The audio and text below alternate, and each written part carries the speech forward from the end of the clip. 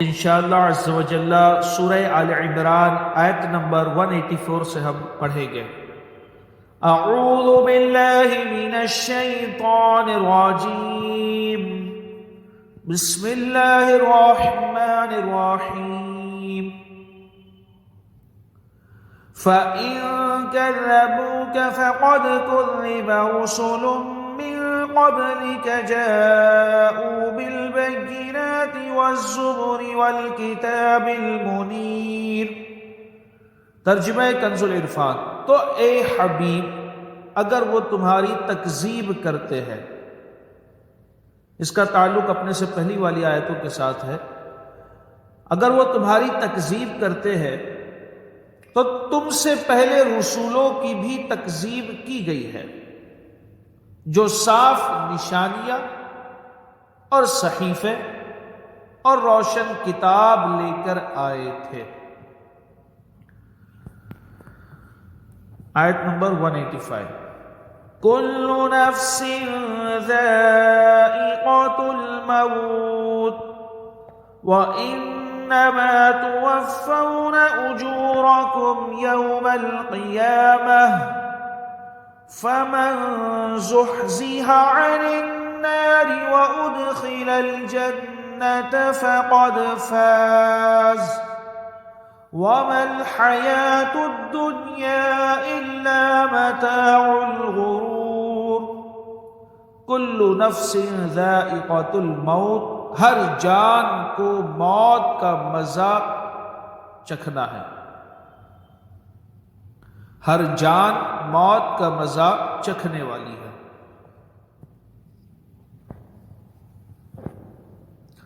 موت کس چیز کا نام ہے؟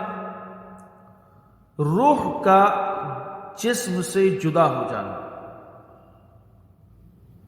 اور روح جب جسم سے جدا ہوگی تو اس کی کیفیت یہ ہوگی کہ ایک کانٹے دار شاخ ہے، وہ جسم کے ہر حصے میں پیوست ہے نا، اور پھر اس کو کوئی طاقتور آدمی کھینچے، سمجھے؟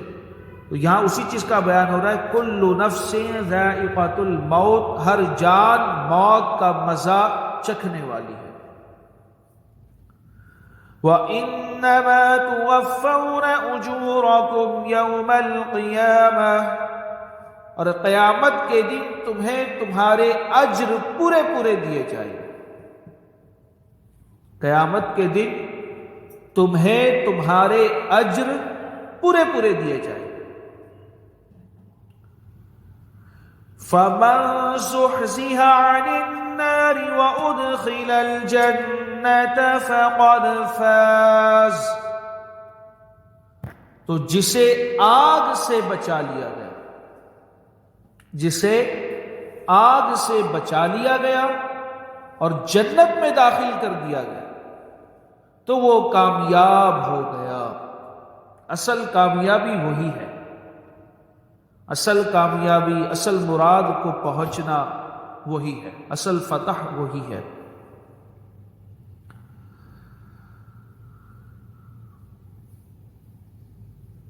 تو جسے آگ سے بچا لیا گیا اور جنت میں داخل کر دیا گیا تو وہ کامیاب ہو گیا۔ ہمیں حدیث پاک میں اس چیز کی کافی ترغیب دلائی گئی ہے، بالخصوص رمضان کے مہینے میں اس دعا کی کثرت کا حکم دیا گیا ہے کہ بندہ اللہ تعالیٰ سے جنت طلب کرے اور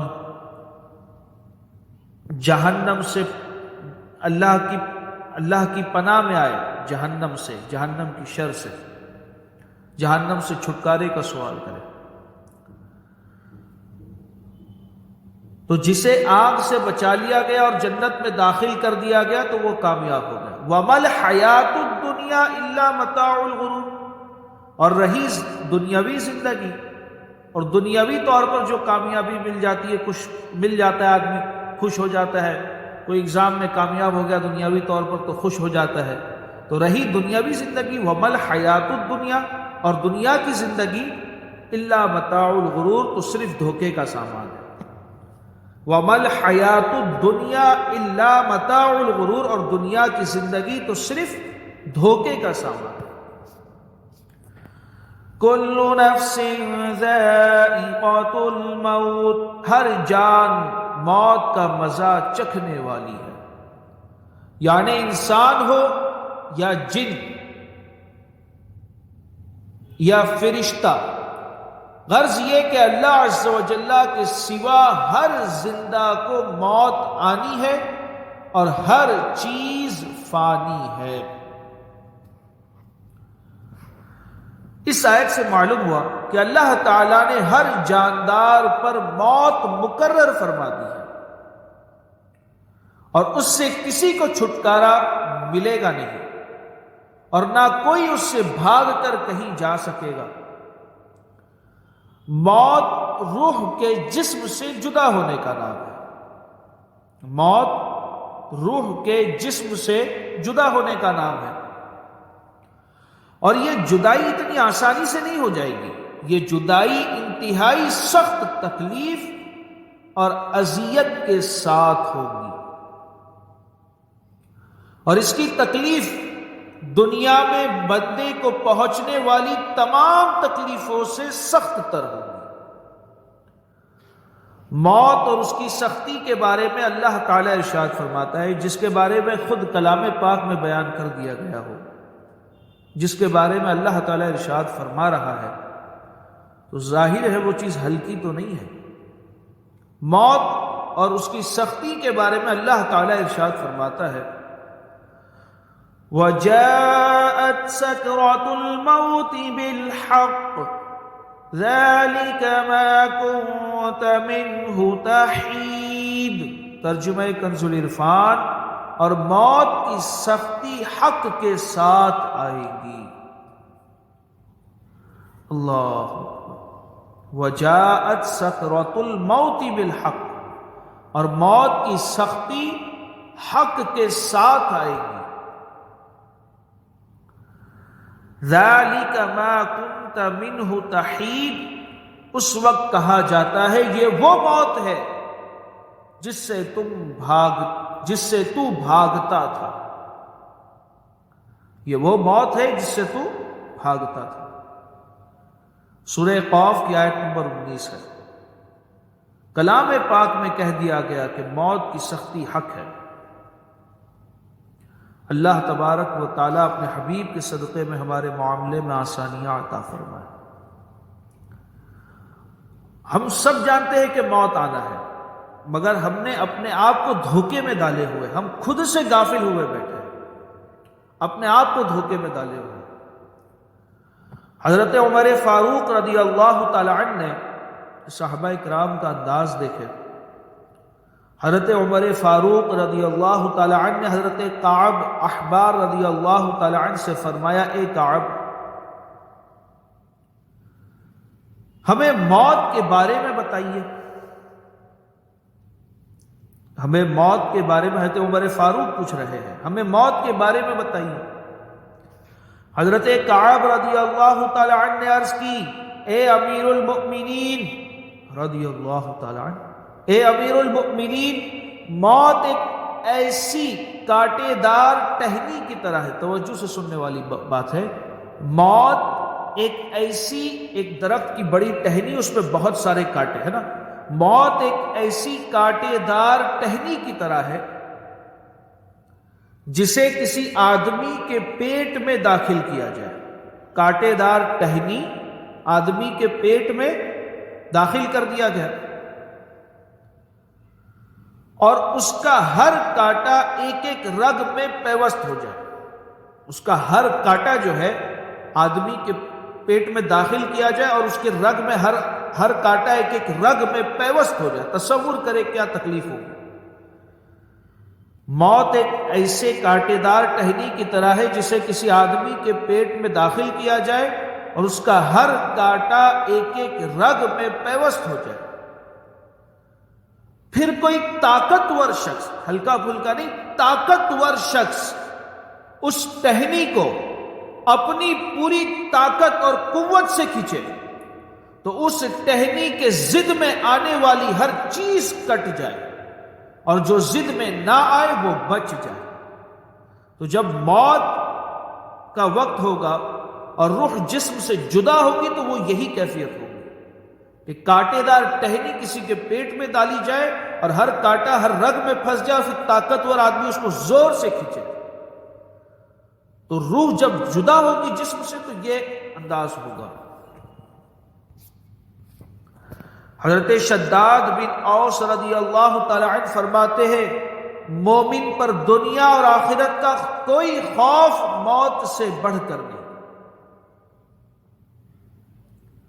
مزید فرماتے ہیں یہ خوف آروں سے چیرنے، آری سے کسی کو چیر دیا جائے، کینچیوں سے کاٹنے اور ہانڈیوں میں ابلنے سے بھی زیادہ سخت ہے۔ یہ خوف آروں سے چیرنے، کینچیوں سے کاٹنے اور ہانڈیوں میں ابلنے سے بھی زیادہ سخت ہے۔ اگر کوئی میت قبر سے نکل کر، مزید فرماتے ہیں کہ اگر کوئی میت قبر سے نکل کر دنیا والوں کو موت کی سختیاں بتا دے تو وہ نہ زندگی سے نفع اٹھا سکیں گے اور نہ نیند سے لذت حاصل کر سکیں گے۔ اگر کوئی شخص، کوئی میت اگر اپنی کیفیت زندہ لوگوں کو بتا دے تو زندہ لوگوں کی جو ابھی اتنے آرائش سے اور لذت سے اپنی زندگی گزار رہے یہ نہیں گزار سکے گے، تو وہ زندگی سے نہ نفع اٹھا سکیں گے اور نہ نیند سے لذت حاصل کر سکیں گے۔ اور ہر شخص کو اس دور سے گزرنا ہے، کل نفس ذائقۃ الموت، ہر نفس کو اس مرحلے سے گزرنا ہے۔ مروی ہے کہ یہ سننے جیسی بات ہے، مروی ہے کہ جب حضرت ابراہیم علیہ السلام کا وصال ہوا، خلیل اللہ، اللہ تعالی ہمارے معاملے میں آسانیاں فرمائے، حضرت ابراہیم علیہ السلام کا وصال ہوا تو اللہ تعالیٰ نے ان سے فرمایا اے خلیل، تم نے موت کو کیسا پایا؟ تم نے موت کو کیسا پایا؟ آپ نے عرض کی جس طرح، حضرت خلیل اللہ فرما رہے ہیں، آپ نے عرض کی جس طرح گرم سیخ کو، ایک سکھ ہے جو بالکل گرم ہے، تر روئی میں رکھا جائے، روئی لے کر کے اس کو گلی کی جائے اور گرم سکھ کو اس کے اوپر رکھا جائے، پھر اسے کھینچ لیا جائے۔ اب ظاہر سی بات ہے جب گرم سکھ ہے اور اس کو گلی روئی پر رکھیں گے اور جب اس کو کھینچیں گے تو اس کے روئی کے اجزاء اس سکھ کے ساتھ کھینچائیں گے یا نہیں؟ اس سے اوپر جو ہم نے پڑھے کہ کانٹے دار ٹہنی ہے جو رگوں میں پھنس گئی ہے، اس کو کھینچے تو جو اس کی ضد میں آ گیا وہ کٹ گیا، پھڑ گیا، اور جو بچ گیا وہ بچ گیا۔ حضرت ابراہیم بھی وہی فرما رہے ہیں کہ جس طرح گرم سکھ کو تر روئی میں رکھا جائے پھر اسے کھینچ لیا جائے، اللہ تعالیٰ نے ارشاد فرمایا ہم نے آپ پر موت کو آسان کیا ہے۔ اللہ اکبر۔ حضرت عمرو بن عاص رضی اللہ تعالی عنہ کی وفات کا وقت قریب آیا، صحابی رسول ہے، جب آپ کی وفات کا وقت قریب آیا تو ان کے بیٹے نے ان سے کہا، اس دور میں تربیت بھی کیا دی جاتی تھی اپنے بچوں کو، تو ان کے بیٹے نے ان سے کہا اے ابا جان، اب کہا کرتے تھے کہ اگر کوئی عقل مند انسان مجھے نزا کے عالم میں مل جائے، اگر کوئی عقل مند انسان مجھے نزا کے عالم میں مل جائے تو میں اس سے موت کے حالات دریافت کروں گا، میں اس سے موت کے حالات پوچھوں گا۔ تو ابا جان آپ سے زیادہ عقل مند کون ہوگا؟ برائے مہربانی آپ ہی مجھے موت کے حالات بتا دیجئے۔ آپ رضی اللہ تعالی عنہ نے فرمایا اے بیٹے، خدا کی قسم ایسا معلوم ہوتا ہے کہ میرے دونوں پہلو ایک تخت پر ہیں اور میں سوئی کے نکنے کے برابر سوراخ سے سانس لے رہا ہوں۔ سوئی کا جو سوراخ ہوتا ہے جس میں دھاگا پرایا جاتا ہے، اتنی سی جگہ سے میں سانس لے رہا ہوں۔ اب کتنی ہوا آئیں گی تصور کریں، مطلب سانس لینے کی دشواری کو سمجھیے۔ اور ایک کانٹے دار شاخ میرے قدموں کی طرف سے سر کی جانب کھینچی جا رہی ہے۔ ایک کانٹے دار شاخ مجھے میرے قدموں کی طرف سے سر کی جانب کھینچی جا رہی ہے۔ ہمیں غور کرنا چاہیے کہ ہم تو سرتاپا گناہوں میں ڈوبے ہوئے ہیں، اور ہمارے اوپر موت کی سختیوں کے علاوہ نہ جانے اور کتنی مصیبتیں آئیں گی۔ اس لیے عقل مندی کا تقاضا یہی ہے کہ موت کو بکثرت یاد کیا جائے، اور دنیا میں رہ کر موت اور اس کے بعد کی تیاری کی جائے۔ حضرت شداد بن اوس رضی اللہ تعالیٰ عنہ سے روایت ہے کہ حضور اقدس صلی اللہ تعالیٰ علیہ وسلم نے ارشاد فرمایا، ہم سوچتے نا کون عقل مند زیادہ ہے، کس کے پاس عقل زیادہ ہے، دماغ زیادہ ہے۔ حضور صلی اللہ تعالیٰ علیہ وسلم نے ارشاد فرمایا، عقل مند وہ ہے جو اپنے نفس کو اپنا تابع دار بنا لے۔ عقل مند وہ ہے جو اپنے نفس کو اپنا تابع دار بنا لے اور موت کے بعد کے لیے عمل کرے۔ موت کے بعد کے جو حالات ہیں اس کے لیے عمل کرے، یعنی آگے کی سوچے۔ اور عاجز وہ شخص ہے جو اپنی خواہشات پر چلتا ہے، ہر چیز من میں آئی وہ اس کو پوری کرنی ہے، جو اپنی خواہشات پر چلتا ہو۔ اور عاجز وہ شخص ہے جو اپنی خواہشات پر چلتا ہو اور اللہ تعالیٰ کی رحمت کی امید بھی کرتا ہو۔ اور عقل مند وہ ہے جو اپنے نفس کو اپنا تابع دار بنا لے، جو نفس کی پیروی نہ کرے، نفس کو اپنا تابع دار بنائے۔ اور عاجز وہ ہے جو خواہشات کے پیچھے چلے۔ ایک منٹ۔ حضرت عبداللہ بن عمر رضی اللہ تعالی عنہما فرماتے ہیں، میں نے نبی کریم صلی اللہ تعالی علیہ وسلم کے ساتھ تھا، میں نبی کریم صلی اللہ تعالی علیہ وسلم کے ساتھ تھا کہ ایک انصاری آپ صلی اللہ تعالی علیہ وسلم کی خدمت میں حاضر ہوا۔ آپ صلی اللہ تعالی علیہ وسلم کو سلام کیا اور عرض کیا، رسول اللہ صلی اللہ تعالی علیہ وسلم کون سا مومن افضل ہے؟ ارشاد فرمایا، جس کے اخلاق عمدہ ہو۔ اس نے عرض کی، سب سے زیادہ عقل مند کون ہے؟ ارشاد فرمایا، جو موت کو زیادہ یاد کرتا ہو اور اس کی اچھی طرح تیاری کرتا ہو تو وہی سب سے زیادہ عقل مند ہے۔ عقل مند کی علامت جو موت کو سب سے زیادہ یاد کرتا ہو، اور ہم جان بوجھ کے موت کو بھولے بیٹھے۔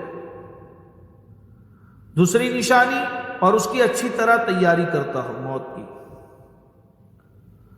تو وہی سب سے زیادہ عقل مند ہے۔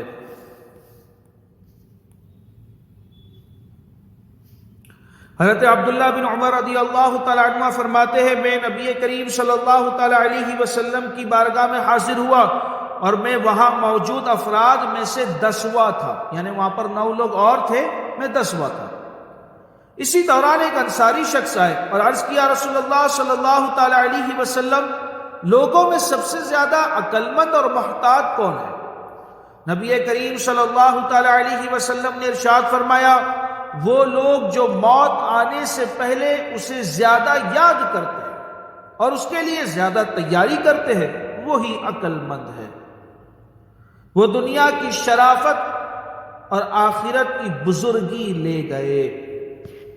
صدر الشریعہ مفتی امجد علی اعظمی رحمت اللہ تعالی علیہ موت کی یاد اور اس کے بعد کی تیاری کی ترغیب دیتے ہوئے فرماتے ہیں، جب اس دار فنا سے ایک نہ ایک دن کچھ کرنا ہی ہے، دار کا مطلب ہوتا ہے گھر، فنا فانی گھر، ایک نہ ایک دن جانا ہی ہے، تو عقل مند انسان کو چاہیے کہ وہاں کی تیاری کرے جہاں ہمیشہ رہنا ہے۔ عقل مند وہی ہے جہاں ہمیشہ رہنا ہے وہاں کی تیاری کرے۔ تاجدار رسالت صلی اللہ تعالی علیہ وسلم نے حضرت عبداللہ بن عمر رضی اللہ تعالی عنہما سے فرمایا، دنیا میں ایسے رہو جیسے مسافر، دنیا میں ایسے رہو جیسے مسافر، بلکہ راہ چلتا، بلکہ ایسا کہ مطلب مسافر بھی ایسا جو راہ چل رہا ہو.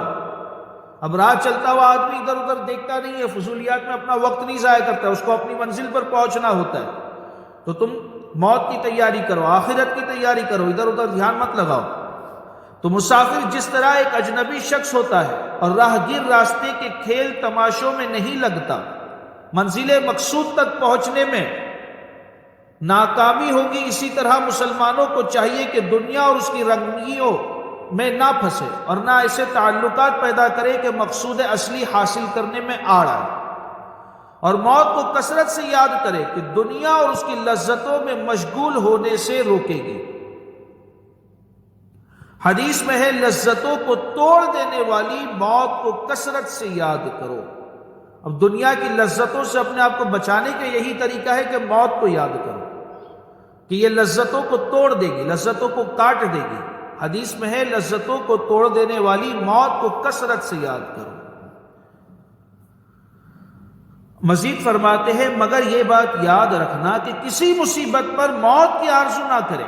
کوئی مصیبت آئی تو اس مصیبت سے بچنے کے لیے موت کی تمنا نہ کرے، کہ حدیث میں اس کی ممانعت آئی ہے اور ناچار کرنی ہی پڑے. اگر بالفرض اگر موت کی تمنا کرنی ہی پڑے تو یوں کہے یا اللہ مجھے زندہ رکھ جب تک میری زندگی میرے لیے بہتر ہو، اور موت دے جب میرے لیے بہتر ہو. جب تک زندگی میرے لیے بہتر ہے تب تک زندہ رکھ، اور جب موت بہتر ہو تو مجھے موت دے. یوں ہی مسلمان کو چاہیے کہ اللہ تعالیٰ سے نیک گمان رکھے اور اس کی رحمت کا امیدوار رہے. نبی اکرم صلی اللہ تعالی علیہ وسلم ایک نوجوان کے پاس اس حال میں تشریف لے گئے کہ وہ مرنے کے قریب تھا. ارشاد فرمایا تو اپنے آپ کو کس حال میں پاتا ہے؟ حضور نے پوچھا، آپ نے ارشاد فرمایا تو اپنے آپ کو کس حال میں پاتا ہے؟ عرض کی یا رسول اللہ صلی اللہ تعالی علیہ وسلم اللہ تعالیٰ سے امید ہے اور اپنے گناہوں سے ڈر ہے. میری کیفیت یہ ہے کہ اللہ تعالیٰ سے مجھے امید بہت ہے اور اپنے گناہوں سے ڈر ہے کہ یہ میرے گناہ کہیں مجھے ہلاک نہ کر دے.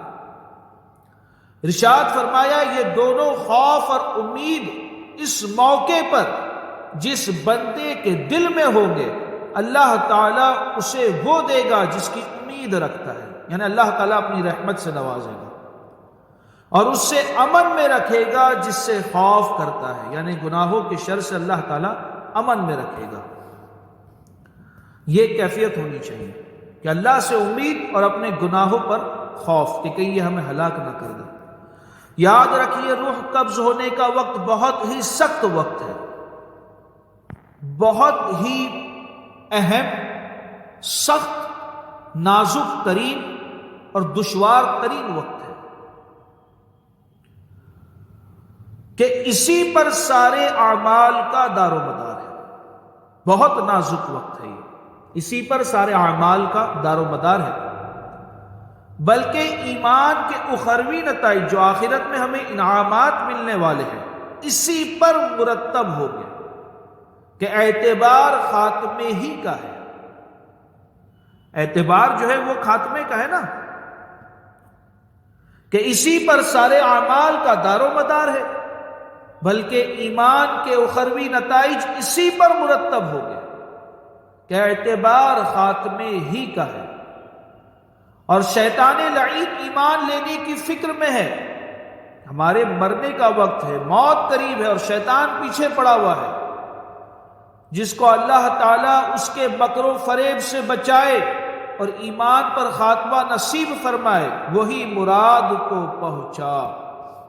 اللہ تعالیٰ سے دعا ہے کہ اپنے پیارے حبیب صلی اللہ تعالی علیہ وسلم کے طفیل ہم سب کا خاتمہ اچھا فرمائے اور ہم پر موت کی سختیاں آسان فرمائے. کل نفس ذائقۃ الموت کو، ہر نفس کو، ہر جان کو موت کا مزہ چکھنا ہے.